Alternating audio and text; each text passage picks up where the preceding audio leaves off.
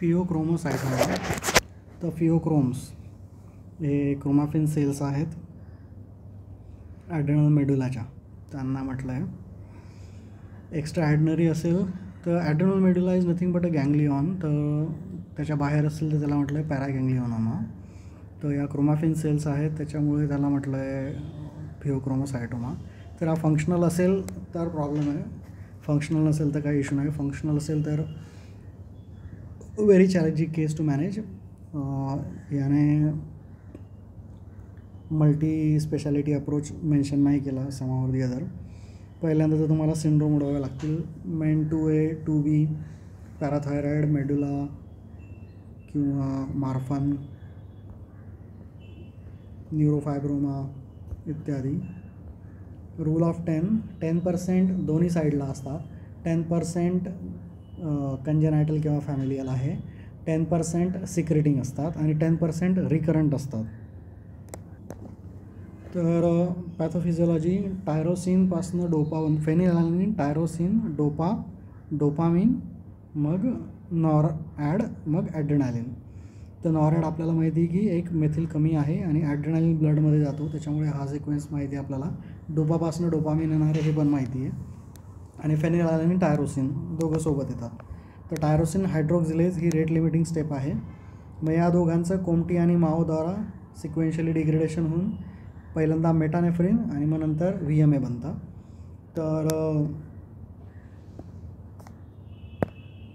सगळ्यात जास्त डायग्नोस्टिक आहेत 24 युरिनच्या कॅटेकोलामाइन्स, नॉट VMA. 24 युरिनचे कॅटेकोलामाइन.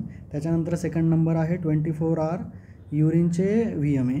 त्याच्यानंतर थर्ड नंबर आहे ब्लडचं कॅटेकोलामाइन आणि मग फोर्थ नंबर आय थिंक ब्लडचं VMA something. But first number is युरिनचे ॲक्टिव्ह एन्झाईम्स, कारण की युरिनचे इनॅक्टिव्ह एन्झाईम्स खूप साऱ्या गोष्टीमध्ये असू शकतात म्हणून.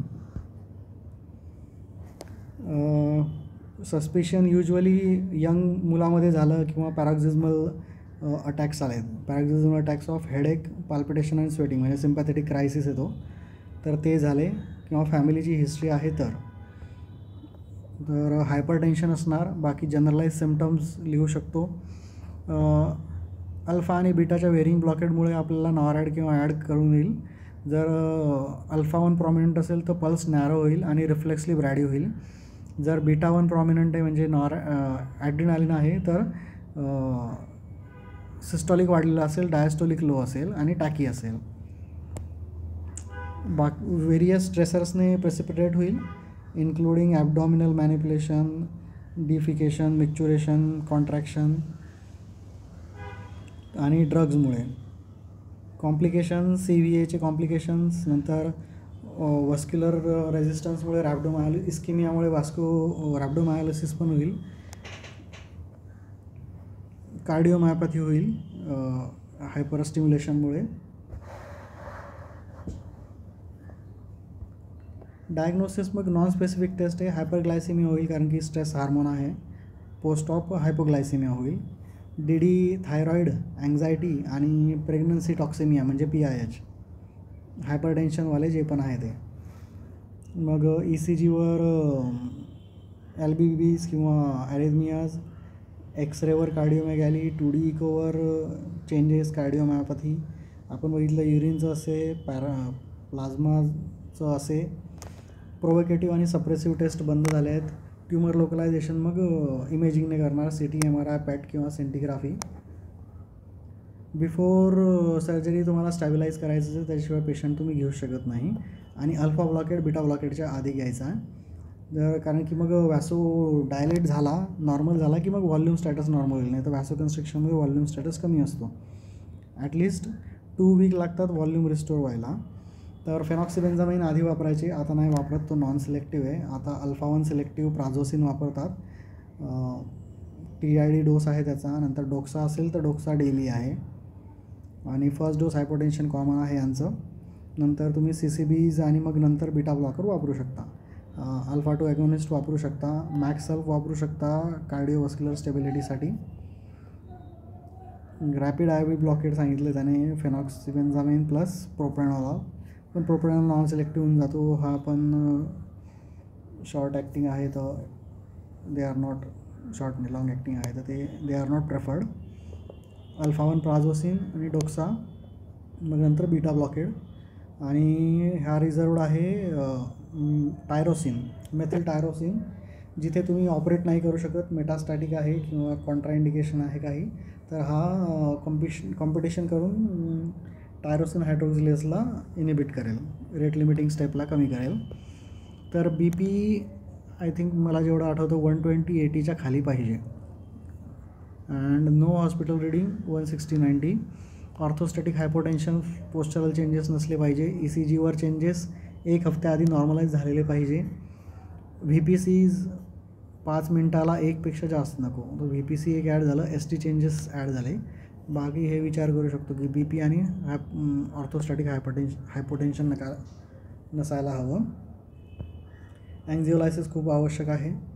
नंतर कुठले ड्रग द्यायचे नाही. तर मॉर्फिन पेथिडिन हिस्टामिन रिलीज करतं. फोर्टोविन स्वतः सिम्पॅथेटिक ॲक्टिव्हिटी करतो, तर फोर्टोविन पण नाही जायचं. मेटाक्लोप्रोमाइड, ड्रोपेरिडॉल हे प्रीसिनॅप्टिक डोपामिन ब्लॉक करतात, त्याच्यामुळे सिम्पॅथेटिक रिलीज होतो. हे मला मेकॅनिझम माहीत नाही कसं आहे, बट ठीक आहे. मेटाक्लोप्रोमाइड, ड्रोपेरिडॉल नाही द्यायचं आहे. ॲट्रोपिन नाही द्यायचं आहे, टॅकी करेल. स्टेरॉइड ऑगमेंटेशन करावं लागू शकतं जर बायलॅटरल असेल. मग अल्फा-1 ब्लॉकेड नंतर व्हॉल्यूम एक्सपांड करायचा आहे. स्कोलिनमुळे पण मस्क्युलर ॲक्टिव्हिटी ते कॅटेकोलामाइन सिक्रेट होतो. हॅलोथेन ॲरिथमिया सेन्सिटाईज करतो. तर डेप्थ प्रॉपर पाहिजे. नंतर बिफोर व्हीनस लायगेशन तुमचं स्ट्रेस रिस्पॉन्स आणि आफ्टर व्हीनस लायगेशन तुमचं हायपोटेन्शन, तर हे दोघी मॅनेज करायचं आहे. तर डेस इज कॉन्ट्रावर्शियल. आयसोसिओ चालेल, हॅलो नाही चालणार, केटामिन नाही, इफेड्रिन नाही. हायपोव्हेंटिलेट नाही करायचं, हायपरकार्बियामुळे सिम्पॅथेटिक स्टिम्युलेशन होईल. IBP कंपल्सरी आहे. वाटलं तर पल्मोनरी कॅथेटर पण टाकू शकतो. हायपरटेन्सिव्ह क्रायसिस इंट्युबेशन आणि मॅनिप्युलेशनच्या वेळेस होईल. मग त्याच्यात तुम्ही नायट्रोप्रोसाईड द्या, NTG द्या, फेंटोलामाइन द्या. मग हायपोटेन्शनसाठी मग तुम्ही व्हॅसोप्रेसर्स देऊ शकता. लॅप असेल तर पुन्हा ॲबडॉमिनल प्रेशर वाढून कॅटेकोलामाइन रिलीज होईल. टॅकीअरिथमियासाठी पुन्हा तुम्हाला बीटा ब्लॉकरचं इन्फ्युजन लागेल. अमिओडारन, लिडोकिन, सगळे ड्रग्स रेडी लागतील.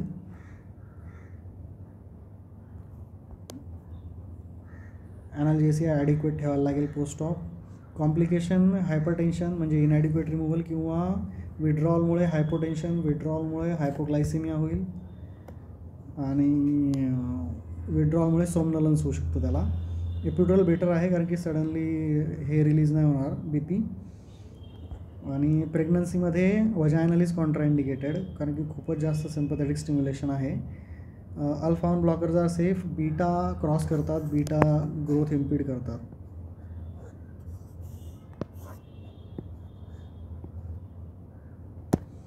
नंतर MRI सेफ आहे. सुपाइन हायपोटेन्शनचं लक्ष द्यायचं आहे. नंतर प्रोस्टाग्लँडिन नाही देऊ शकत, सिंटोसिन चालेल. मॅक्सल्फ देऊ शकतो, कार्डिओव्हास्क्युलर स्टेबिलिटी येईल. पोस्ट ऑफ पुन्हा इन्व्हेस्टिगेशन करून आपल्याला लेवल बघून ते कन्फर्म करावं लागेल ट्यूमर निघाला की नाही.